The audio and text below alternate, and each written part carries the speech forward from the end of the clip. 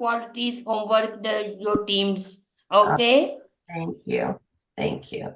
Very good webinar. Auto to entrepreneurship successful 2013 and the next future you will plan entrepreneurships coming from more artists experts high and learn about how to build your webinars, how to build 10x business growth. Yeah. April Cox. That's good. I'm glad you got so much out of the summit, and I'm glad to have you here. Hello, ladies. Hi, Dottie. All right. So we are live. This is my regular Ask Me Anything session on self-publishing. I do this every Wednesday at 1 p.m. and 8 p.m. Eastern. So I am happy to go ahead and open for questions. Let me just see. There we go.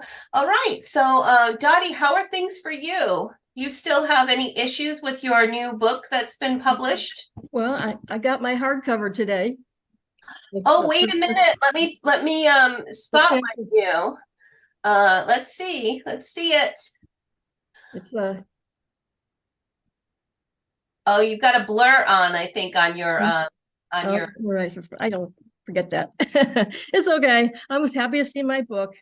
I've been trying to get the hard copy in my dashboard, but and I went to and found this. I didn't find a place to send the ticket, but there was they asked for the ISBN of the book that I wanted to include, and I did that, and they said maybe in 3 days it should be there. So I guess if I don't get it by tomorrow, get it synced, then I will. Yeah, it should be. It just takes a little time sometimes to sync up, and sometimes you have to open a ticket and have them manually sync up all of those things. So that's awesome.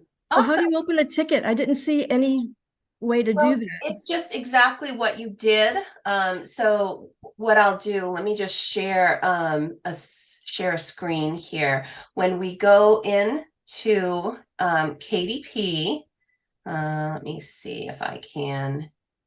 Oh, come on. Need to get my.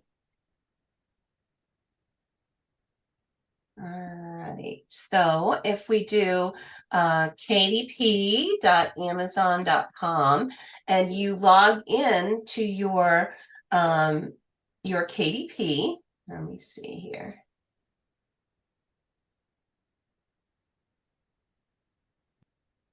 Okay, so yeah, you sign into your KDP, and I'll just sign in with mine. If you are in need of anything, and of course we've got the code here. Let me go ahead and enter the right code. 297132. 297132. Okay, so what Dottie's asking is if I need help or need to update something or something's not working correctly, how do I open a ticket or get help? So in this area right here, you'll see the help button, and then go all the way to the bottom where it says contact us on the left side. And you're going to click that and then choose the topic that is most applicable to whatever issue that you're having. Usually it's under the Amazon store and product detail. If it's look inside the book. But here's where your issue was: link your print and Kindle editions. So it gives you a little bit of information. And if you say, yes, I still need help, then it gives you options. Sometimes it'll be send us an email. Sometimes it'll say start chat or call us. And the call button, when you click it, they have your phone number on file and they will immediately call you. So your cell phone will ring and you'll be able to talk to somebody. Okay. I think that happened and I said, who is calling me? I don't know these people. Block the number. Yeah, so that's how you know the help that you need. So yes, that's good. So you got everything linking up. Are you all good with your A+ content now? I haven't done anything with that. Okay, so I'm going to invite you. I'm going to be something on A+ content on Thursday. If you're interested, I'm gonna do it live. So if you want to attend, I'll just add you to the group, and that way you can kind of look over my shoulder, and I'm gonna walk through A+ content. Well, I got a link to that, but I clicked on the link and the link didn't work. No, it said to sign up, so I was going to mention that. Yeah, no, this is going to be just a live session for some of my authors that are having trouble setting up their own A+ content. So I'll just add you to the let me see, it's going to be tomorrow at, let's see, 5:30 Eastern. Does that work for you? It does. 4:30 for me. Oh yeah, and you're there. You're already on the list. So we will. Good. Oh, good. Yeah. So you'll just join the Zoom, and we're going to walk through some things together. And another issue I have is when we were setting up the book, I have a link in my book that goes to the Amazon review. Yes. And for Formex, I thought I had the bit.ly thing all set up. And then after I had sent it to Rebecca to add it up to a new file, I clicked on it and it only went to the Amazon sign-in page. So I just left it for the Formex thing. But I wondered if I don't know how to get into the files to change anything. Okay. Yeah. So I think we set it up so that I could just easily redirect the link for you. Yes. So we'll need to, I think it was Francis Flamingo. Yeah, Francis Review. So what I'm going to do is I'm just going to go in and create the review link, and I can redirect it right online. That would be wonderful. And that would be, and then we go through that through all copies. Ingram as well. It'll just automatically go to the right place. And so, even with Ingram stuff. Yep, that's right. So I'm going to share that for here just so that you guys can see. So I use bit.ly.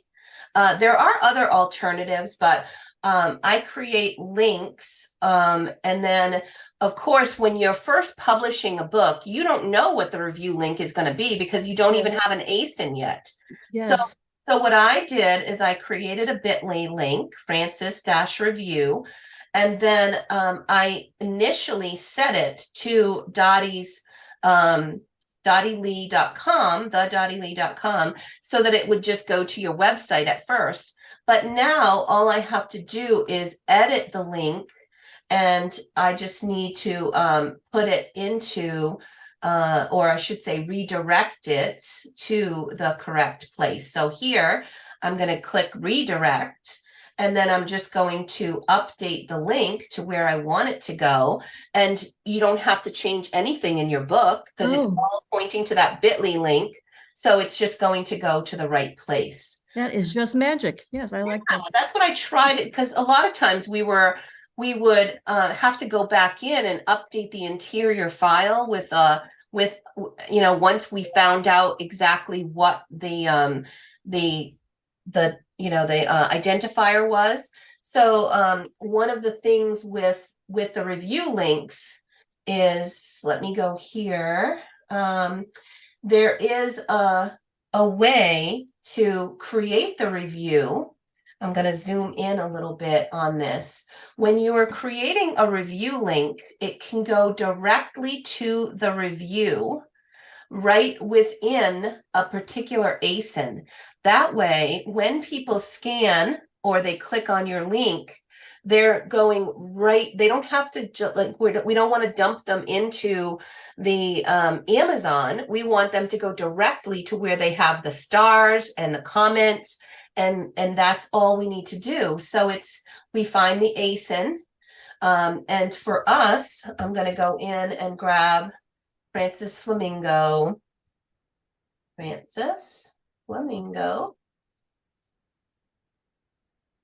book. Let's do that. We're going to find the book here, which is absolutely gorgeous. Love, love, love it. We might as well open it up and take a look. So it is a #1 new release. Congratulations, Dottie. It's absolutely beautiful. Little girls are going to love this. And actually, you've got some little boys in there too, right? So, Right. When we can go to scroll to the bottom and we can see there's an ISBN number. I'll probably just go to the Kindle one, because a lot of times we've got people. So we just want to grab the ASIN. Is there one ASIN for all versions? Well, what happens is, because everything's linked here, either ASIN that you send it to is fine, because they're all linked together anyway.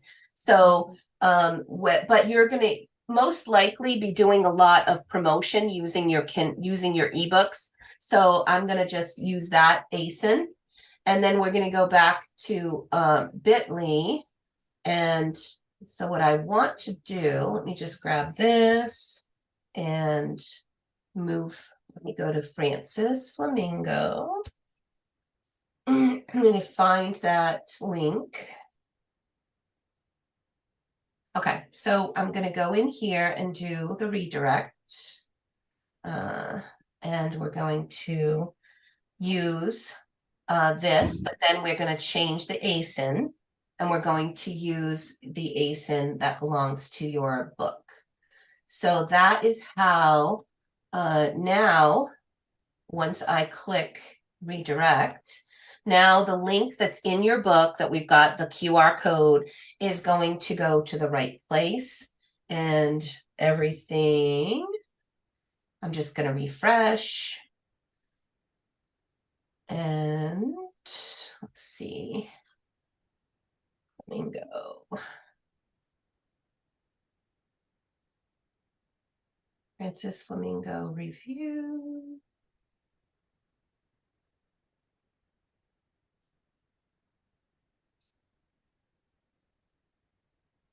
Oh, hold on, where are we? So edit here. Redirect. Yes, continue.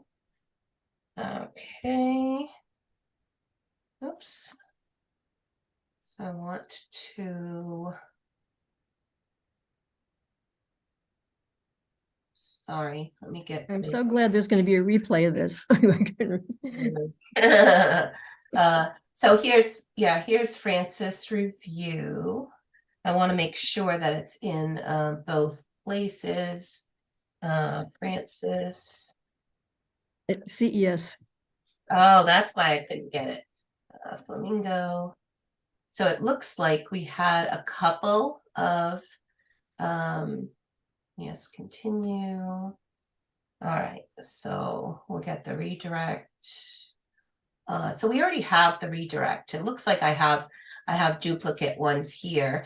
What I'll do is I'll go and do the paperback one, just because I don't know which one of those is actually referred to inside of your book. So I'm just going to make sure that each one has a valid redirect here, and back to bit.ly, and we'll be good. There we go, redirect. All right. So the link is redirected. Now, I think everything that you have is all set up so that things will be able to go. So I would just try it. Go into your book and scan that code and just make sure it goes to the right place, and we should be good to go. Okay. All I right. had trying to set up my website, and I have given up on MailerLite, and so I've gone to Wix. It seems to be more Good. effective. And Yes. but I really need I want someone to set it up. You mentioned at one point that you had a reference to Yeah, do. I think I'd like to do. do that.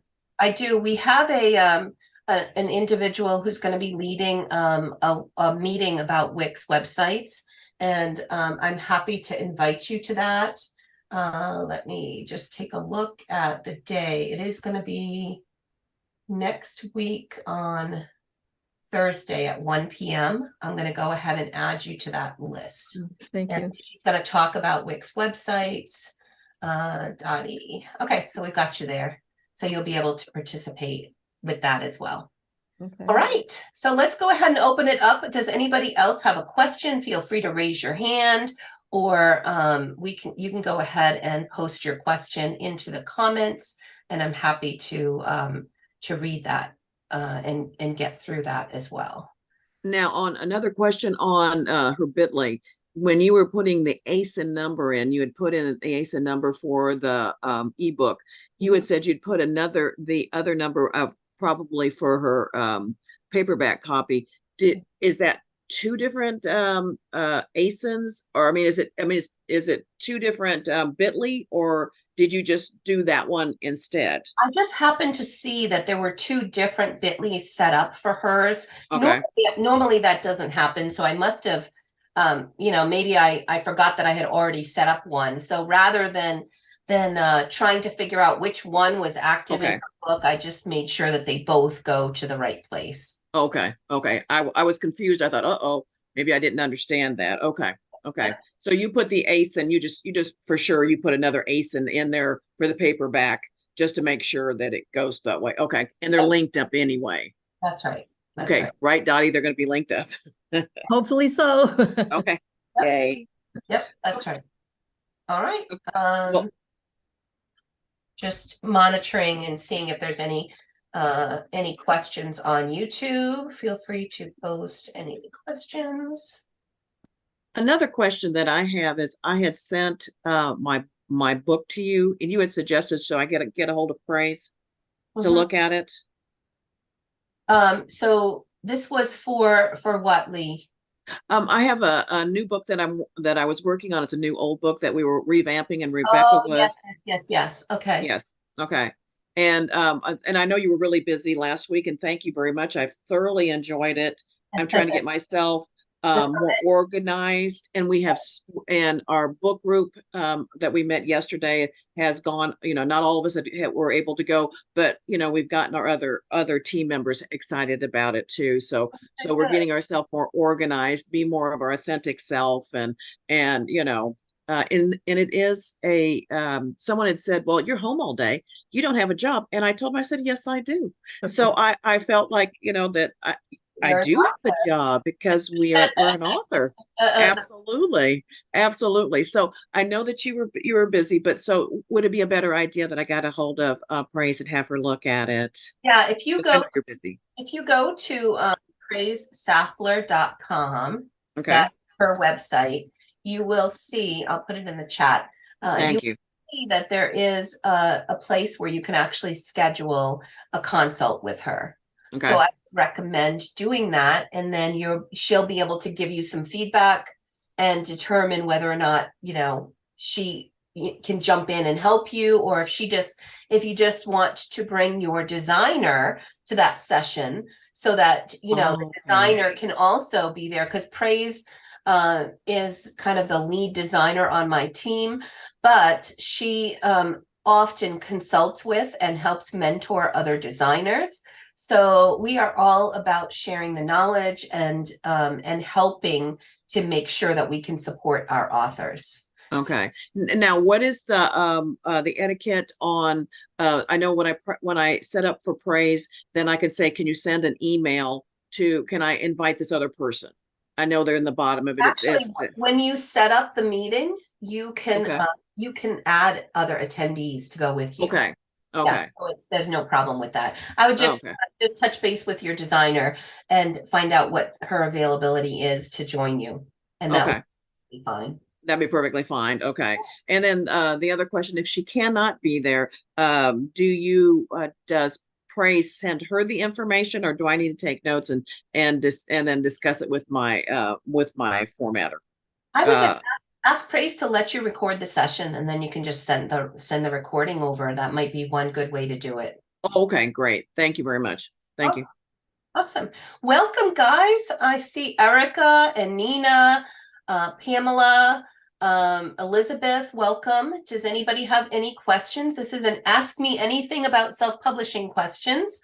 So feel free to go ahead and post your comment, question, raise your hand, and I can call, and you can take yourself off of mute if you prefer.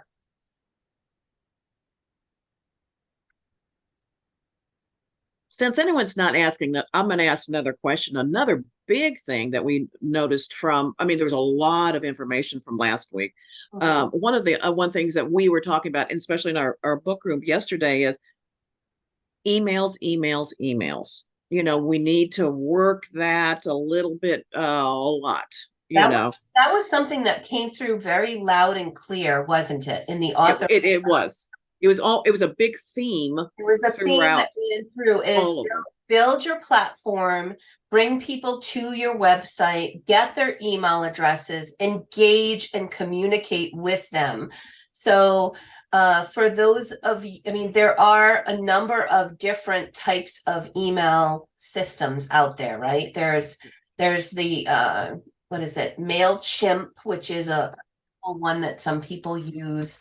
There's MailerLite, which is recommended by many people for its ease of use. And I know Dave Chesson did a big evaluation on all the ones that were out there and said that's one that's he recommends for authors. And Dave Chesson, by the way, even has a free training on MailerLite on his website. So if you go to kindlepreneur.com, if you really want to use MailerLite, he's got a free course, a free like mini course that will help teach you how to use it. Now, if you are not married to your website, I use Wix. I love Wix, and it's all integrated with emails as well. So it's a very easy platform that you can use, and you can, very easily, it's all integrated, and you don't need any kind of third-party email. So that is my preferred approach for authors. And I do, like I said, I do have a meeting set up for next week for people that are interested in learning more about Wix. I'll add it to the calendar so that anybody can join us. But I was doing it for my early birds for my author work group that's beginning on January 16th. But I could definitely see it being helpful to open that up and let others come in and see a little bit about what Wix can do. Does that answer your question, Lee? What website do you have? Well, originally I'd had Wix, and I think way back when you looked, I had Wix, and I also my granddaughter, who's went with GoDaddy, and when you looked at both of them, you had said that truly, because the Wix had been there for so long, it needed to be revamped. I mean, you said it nicely, but it needed to be revamped. So you had suggested, because I was having a book coming out, that to stay with the GoDaddy, because it looked fresh, it looked new, and it looked better. So that's where we stayed. But that means that I need to have some type of an additional, because I think it was the MailerLite, I think was one of the when in the sessions someone had suggested that one. Right. So I was thinking I better go ahead and start looking at it, because what I've been doing is I've got emails, so I put their names on it, and I've been sending them out one by one. Well, that takes a heck of a lot of time, and as they pointed out, work better, and not taking all your time and doing it that way. So there's another thing for folks like you, Lee, and maybe even for others that are on here with us today. You may decide, gee, I don't necessarily need to want to revamp my whole website. However, there are places like Story Origin, which will give you an opportunity for very little money. I think it's like $10 or something a month. You can sign up for Story Origin, or I'm trying to remember the other one, anyway, it's where you can deliver some sort of freebie, and people can go and get it through a link, and it collects all of your emails for you. Oh, does it? Okay. And I'm sorry, tell me again what it was. Story. I'll let you get something to drink there. Okay. Okay, thank you. It's called Story Origin, and I will put it here. Let's see, Story, ORIG. I think it's storyorigin.io, I believe. Okay. And if you're interested in learning more about it, I did interview the owner and the creator of Story Origin, and that interview is on my YouTube channel. Okay. So and he kind of does like a little bit of a demo of what it does and how you can use it. But it's kind of cool because you can create a link, and that link people can go to and download your freebie. It will continue to collect, and it even integrates with certain things like MailerLite, so that when people Okay. sign up, it goes and sends it over to MailerLite. It doesn't integrate with Wix, unfortunately, but that is a good opportunity to do that. And then the other thing that it does, which is really cool, is you can connect with other people that are in your genre and do like group promotions and newsletter swaps. So you can really help. That does really help potentially to grow your mailing list as well. Okay. Okay. Thank you very much. That's definitely worth checking out on the YouTube channel. And I'll try to post a link to it here as well. Thank you. All right. Let's see.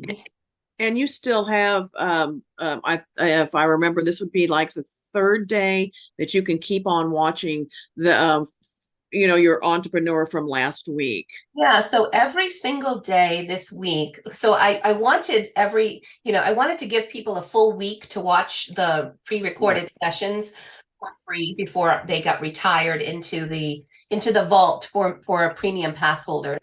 So today we still have day 3 out, and then this evening in the 8 hours of the morning, I usually go in and I disable that. So you still have day 3, day 4, and day 5. You can still watch. And if you're anything like me and you've got a busy schedule and you just want to be able to have lifetime access to this, plus all the bonuses, then just go ahead and get the premium pass. I'll post that here too. It's authorpreneursummit.com/premium pass. And for $89, you'll get lifetime access, and it's 47 sessions, all about how to grow and build your online, kind of go from author to authorpreneur. And there's the bonuses that are available to premium pass holders. So far, I've tallied over $2,700 worth of bonuses. That's free courses, that's discounts on things. A number of people are offering like courses, or and one of the courses from Books Go Social was worth over $700 by itself. Wow. I'm putting out additional things like I've got Amazon ads course that's coming up that I'm going to do live, and that's going to be free for all of the folks that are premium pass holders. So there's a lot of extra bonuses in there that are worth way more than the $89 fee for the Summit Premium Pass. So yeah, thank you for bringing that up, Lee. That's very helpful, so that everybody can take advantage of that. That's wonderful. Right, because if you're still, it was so much information. It was wonderful. But like you said, if you have a schedule that you can only sit for X amount of time, I was doing it a little later in the day or earlier in the morning and then getting caught back out.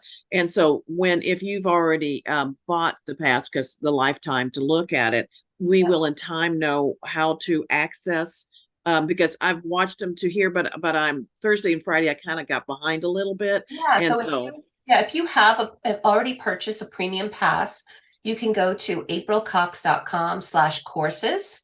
Okay. And you'll have your login there. If you can't remember what login was sent to you, you can just do a password reset, and you'll have access to anything. Like Lee, you've taken courses with me already, so your courses will be there, and then you'll see also the Authorpreneur Summit will be in there. Oh, okay. So since I've already had classes, that's my password. in there to go ahead and go in. Okay, because I'll tell my other ladies because they've been waiting too. We were Yep. thinking it was after you had already. So we Yep. have access to any of the other things that they were giving away free and all of that. Okay, That is I want to correct. make sure. Yep. That is Okay. available right away. Okay, so I also got a question here from Tennille. I know this is a basic question, she says, but is the Library of Congress number per book or per publisher / company? So the Library of Congress number is per book, Tennille.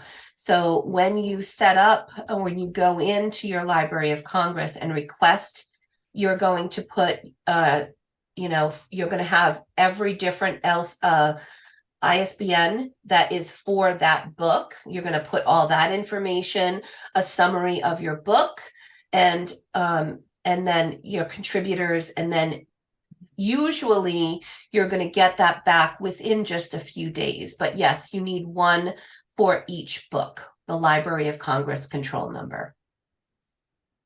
Okay. And then the correct order: assign ISBNs, yes. Get your Library of Congress control number, that's number 2, yes.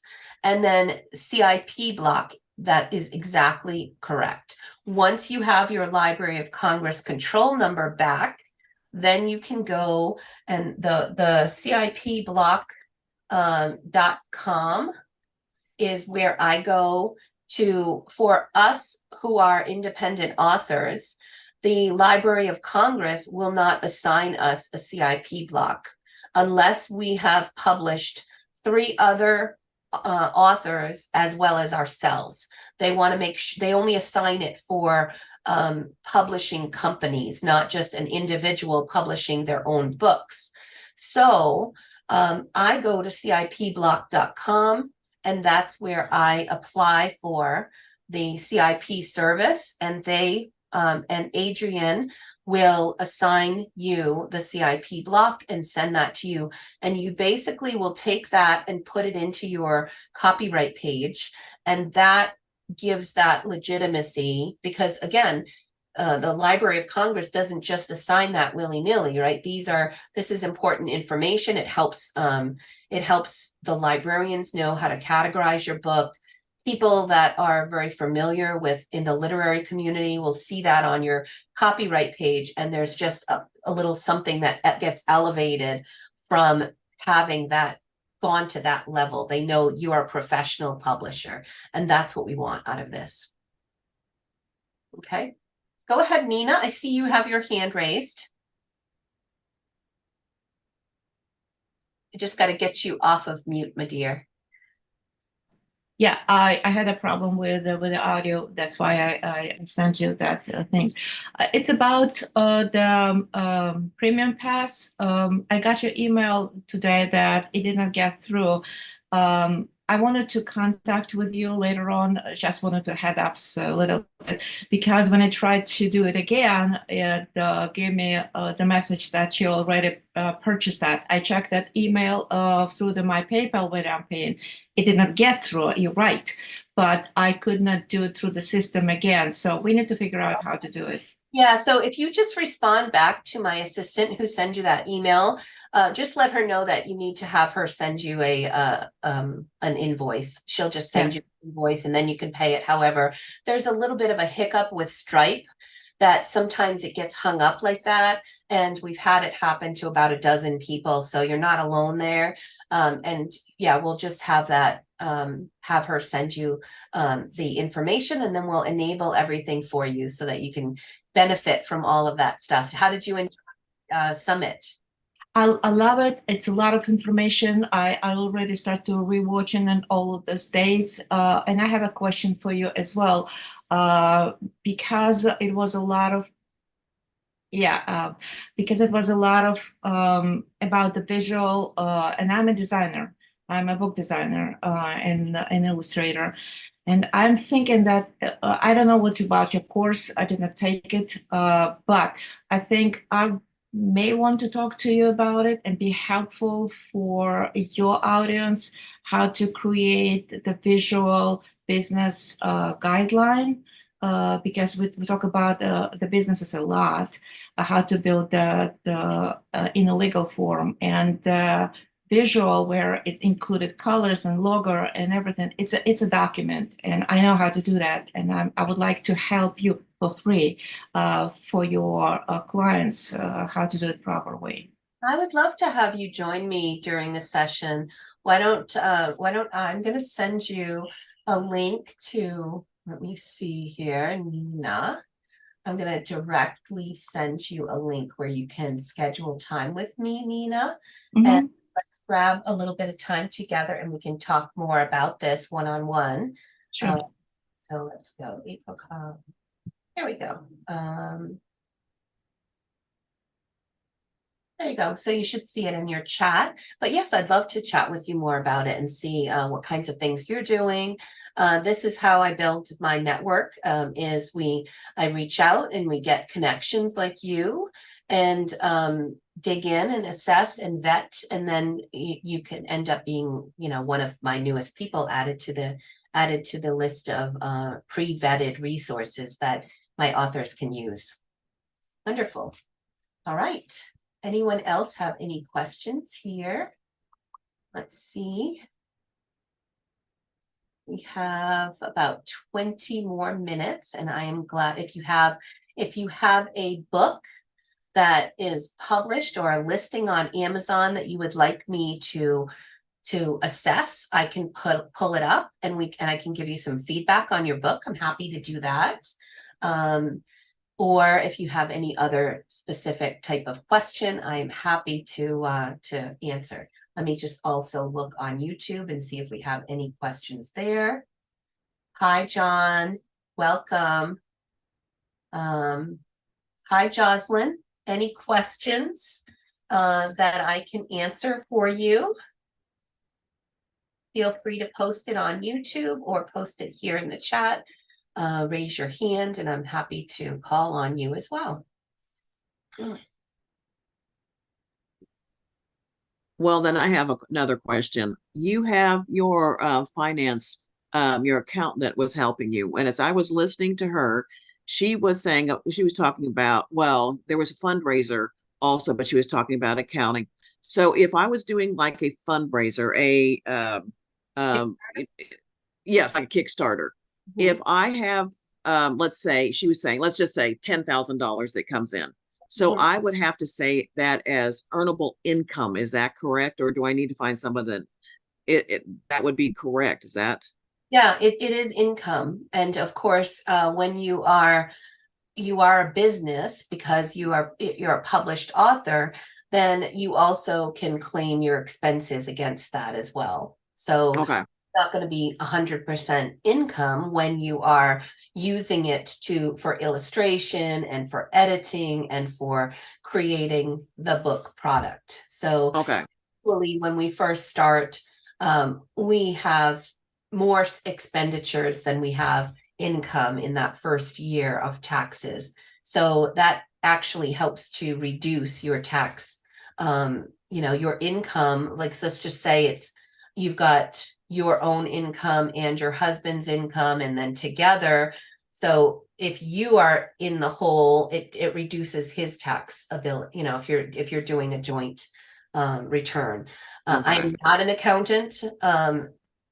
I know just enough to be dangerous, but I do employ accountants to help me with some of those same questions. So no, when you were listening to her, after a while, you start kind of glazing over. I'm thinking that's me with numbers. I'm like, oh my gosh, my eyeballs roll back in my head.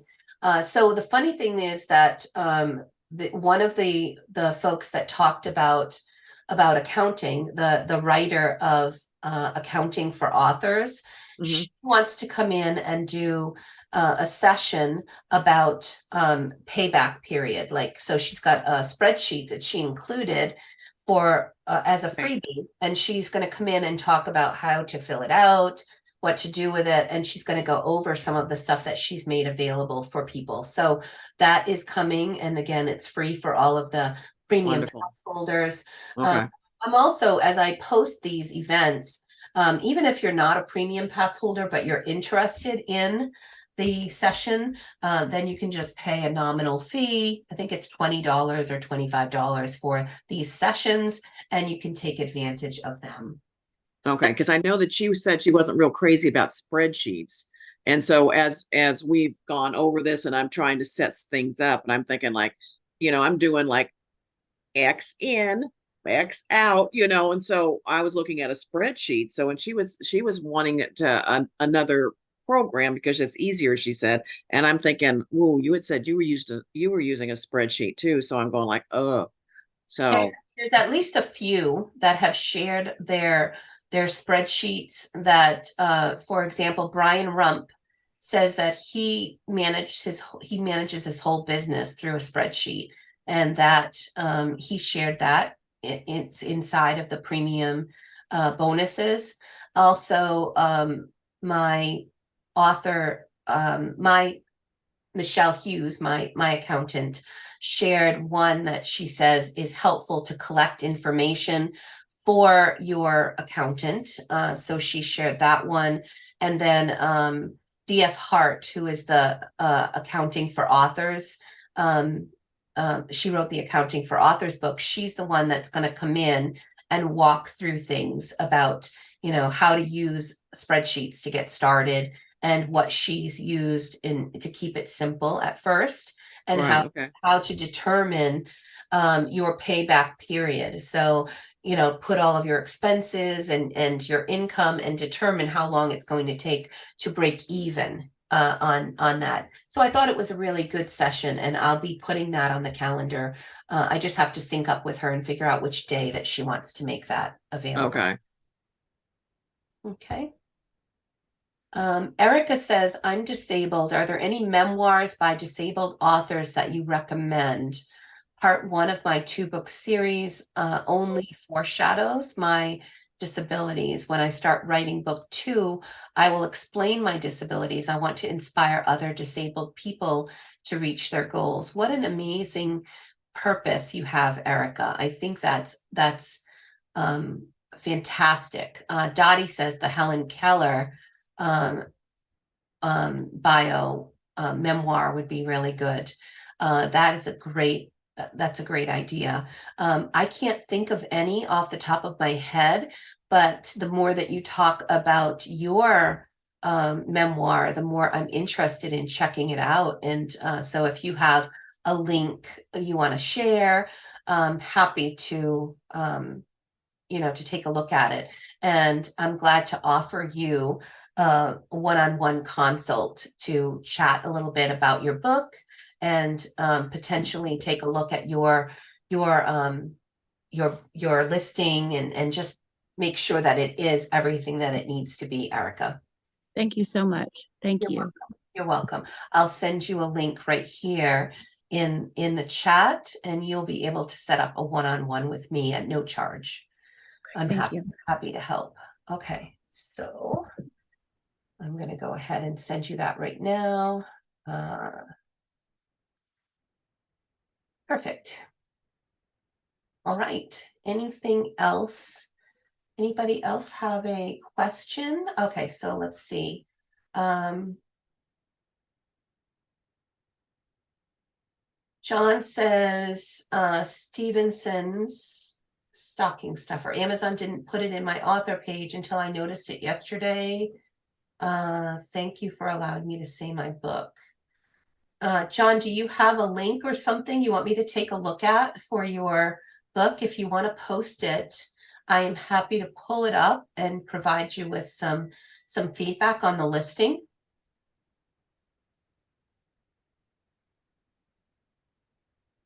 Okay. If there's not another question, can I ask something? Remember we had JC come in and talk about the, I'm sorry, I've forgotten exactly what it was called, but with the different type of gamification and that's it. And yes. Okay, so I am looking at some grants, and I know that she said that she would be more than happy to. I'm looking at one of like the Verizon grants, and then but would she be helping? Do I ask her if she could help me write she said she had the right words to, the keywords to help you talk to them or send them, this is why, the grant message, or, She did say that she would be happy to provide some feedback on wording you could use for your grant. yes. Let me go in and grab her email address here for you, JC. Let's see. Okay, I will post it here. Yeah, this was an amazing episode, a session with JC. We have not yet edited it or posted it on YouTube yet, but it was an amazing session. And we will be working through the edits. She talked about gamification and how you could use gamification to engage kids. And we even played a little bit of a game using my book to be able to move forward and just have some fun. It was really a lot of fun pulling that together. I'm going to put JC's email address here if you are interested in looking at how to gamify or utilize your children's book in a classroom environment. She would be a great person to reach out to. So Lee, I just posted her email address there for you. And let us know how it goes with the additional information on grants. I would love to see what that actually moves to.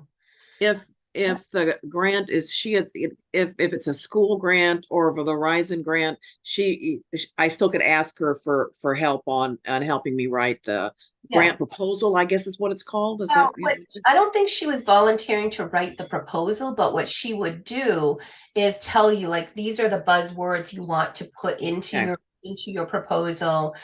She probably would be willing to take a look at whatever you put together. Okay. And then, Verizon does have some grants available. I think it's $10,000 available per person. So you can go and check that out. There's also, I believe it was with arts councils. In each state has typically has an arts council, and they make grant money available for creative projects. So it's worth taking a look at in your state. Do they have any type of grants?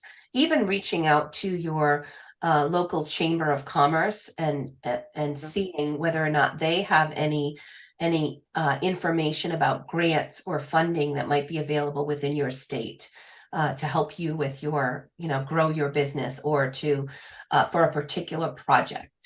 That would be really helpful. Now, if the arts council that we have in our particular area, they deem it as art, maybe more of a physical drawing, do you think that are you going up the water, going up the stream thing by saying that this is considered, I consider it art also? Or do you think that some people actually, with the Arts Council, they were able to get things funded with like a story walk? So they took their books and created a story walk out of it. And they were able to get that, to use that grant to create a story walk in their neighborhood. And I'm sure that there are other things when you read the requirements or reach out to the contact folks there and let them know the types of things you're doing. They can probably answer more questions about the specific nature of the grant requirements and what it is that you're doing and what might count and be qualified under that grant and what wouldn't. And maybe, illustrating a book, maybe not, but doing a story walk that's going to benefit the neighborhood or the city that you live in, that does seem to be very well received with some of these grants with the art councils. Okay. Because she's got a wonderful, it's a wonderful idea. It's financially, if there could be some help, I'd like to go, further with it also. So I'm looking anyway. Good. Okay. Dottie's asking about Spanish language edition. So Dottie, you're looking to turn Francis Flamingo into Spanish, is that right? Yes. Okay, so what I would normally do, I do have a fantastic Spanish translator that I recommend. I can actually give you, let me see, Natalie. Natalia. Okay, so I have Natalia. I'm going to put her email address also into the chat here for you. And if you have a really good individual who can help with the translation, then you don't need Natalia. But I think, so number one, have somebody that's really good with the translation. And then you take the translated words, pass them over to your designer. So I believe you used Rebecca. Okay. So you'd give that to Rebecca, and then she would basically take the words and put them through, replacing the English with the Spanish and regenerating your files for you. So it doesn't take nearly the amount of time as it did to lay out the first, the English version, but there may be some tweaks that need to be made because some of the Spanish, maybe there's more letters, more space that the Spanish takes up on certain pages. So there'll be a little bit of tweaks, but I would reach out to your designer and see how much to do each translation, because it's usually not the same as the cost to lay out a whole book, because it's already laid out. It's just replacing the text. What are the pitfalls for doing a translated version? I don't think there are any pitfalls. I mean, you just want to make sure that, first of all, I love the idea because you're taking the illustrations that you've paid really good money for and you're repurposing them and you're ending up creating more books. If you're not marketing the Spanish translation, or, you're not putting time and effort into marketing, then it might just sit out there and not sell very much. So that's, you might be creating something that isn't as popular as maybe the English version because you're putting all of your efforts into marketing the English version. So it's just a matter of being able to spread your marketing out and maybe find areas or markets where the Spanish version will be more sought after, maybe running some ads in that market for the Spanish version. Well, Houston is a big market for Spanish. I mean, Perfect. Speaking people outpopulate everybody else at this point. That's great. That's wonderful. And with Facebook ads, you can target particular locations within so if you know that there's a big population in a specific area, you can actually target that location with Facebook ads for your Spanish edition and see whether or not that market, and there's no guarantee that the market will embrace the book, but you need to give it a try, give it a chance. And so I would just say, make sure that if you're going to spend the money translating a book, that you also spend time considering your marketing of that book, how you're going to get the word out about it. Thank you. You're welcome. Okay. Nina says she's scheduled with me today at 5 o'clock. Wonderful. Thank you. Look forward to hanging out with you. All right. Looks like we have about 5 minutes left. I have time for another question and then we'll break. Hi, Grace. Welcome. Nice to see you. Hi, April. Thanks. I happen to have a question. Okay, go ahead, Grace. Okay. So I chose book dimensions for my cover or trim that is also exactly the same on Amazon and Ingram. Good. So I had the Amazon cover done. So I was like, do I need to pay for Ingram to be done if it's going to be the same size? Should I, you know what I mean? Ingram. So what I would typically do is go back to your designer and let them know that you also need the cover to be tweaked for Ingram, because you're an Ingram soft cover. The cover is different. It's a different, just slightly different design and template that they have to use. normally, like when my book designer is I put packages together, I always have my designer create the Kindle, also create a KDP paperback, an Mhm. Ingram paperback, and an Ingram hardcover.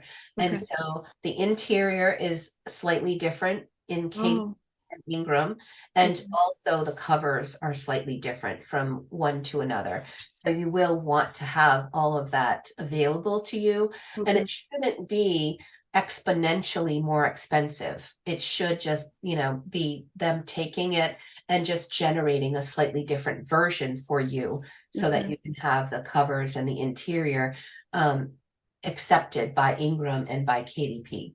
Okay. Thank you. Appreciate So it. to piggyback on that question, I have a book that is only in just at Amazon. So I would like for it to move along so that it could be on Ingram, and also I would like to have an ebook. It's already been done. I don't have access to my formatter from originally. How do I reach out to Rebecca or Praise to Yeah. generate this? I would take whatever files that you do have, hopefully the final files, you have those that you were able to upload, and set up time with Praise or with Rebecca and just see what they can do. Sometimes they can take the PDF and bring it in and then slightly tweak and reformat things for you.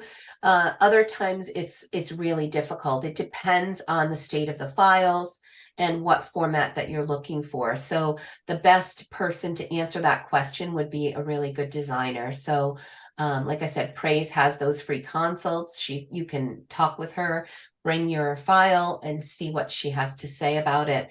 And then she'll be able to help you figure out the path forward. Go from there. Okay. Hopefully it's not like you have to redo the whole thing, because that does happen sometimes where we have to try to get the source files and we have to try to rework things. Usually they can find a workaround that is not perfect, but sufficient. Okay. Yeah. Okay. I just wanted to bring that one along. Okay. Yeah. Thank you very much. Okay, so Zilquarnian, you have a question about social media platforms. Go ahead, take yourself off mute and ask your question. Yeah, Brad, my question is related about authors and use for social media network. LinkedIn, more times the problem is personal profiles are temporary, restrict. You are best suggestion for use for authors, entrepreneurs, publishers, best platforms, names used for working, saved content, any related homework. Yeah, so Best, what I yes. normally recommend is that based on your book, you really need to know your target audience. If your book is a nonfiction, and it teaches people, say, how to do things around business, then probably your people that are going to be looking for that are going to be hanging around on LinkedIn much more than they would on TikTok, right? So know your target audience, know where they're hanging out. And then I always tell authors, try not to overwhelm yourself trying to go to all of the social media platforms. I try to do, like, for me, I do Facebook because I have very active Facebook group. So I do spend a lot of time with Facebook, and also Instagram, because I find a lot of people who are looking for help around self-publishing, and there's a lot of moms and influencers that are looking for children's books. So those are the two places that I do things. But then if I'm going to, when I was posting about the Authorpreneur Summit, I did do some posting on LinkedIn because I thought that platform, that there would be more people who are trying to make a business out of authorship that would be there on LinkedIn, that it would really resonate with. So just don't make yourself crazy. And my number one best investment that I've ever made is finding a virtual assistant to help me with my social media. So when you are ready, if social media is not your thing, it's hard for you. I mean, I paid $8 an hour when I first hired her to help me with social media, and I was happy to do it. And she did such an amazing job. Like, that's all she trained for. She understands the insights and all of the things that need to be done. She understands the hashtags. And yes, I could learn all of those things, but I also need to be very cognizant of where I'm spending my time, because that's where I'm going to grow. And if social media is not my personal brand of genius, then I would much rather pay somebody to do a lot of the social media stuff. And I believe me, I still meet with her and I give her information about me, or I write something and send it to her, but she'll make it pretty. She'll extend it and do multiple posts on the things that I give her. So I still put my fingerprints on it, but I definitely take advantage of help, because to me, it's so well worth spending the money on somebody to help in those areas. All right, Okay. everybody. I hope all of this Yes. was really helpful, and I will be back at 8 p.m. Eastern tonight. So if you have not gotten your question answered, or you just caught this at the tail end and you want to come back for more Q&A, I will be here at 8 p.m. Eastern. And I do this every Wednesday as my service to authors and to help people get their questions answered. So I will see you all then, and have a wonderful day. Brad, my second question is how for social media use Facebook ad, Instagram ad for Let's- target people, sponsored ad. Yes. Let's cover that this evening. Just send me the message. But I have to wrap it up because I've got to jump on to another meeting.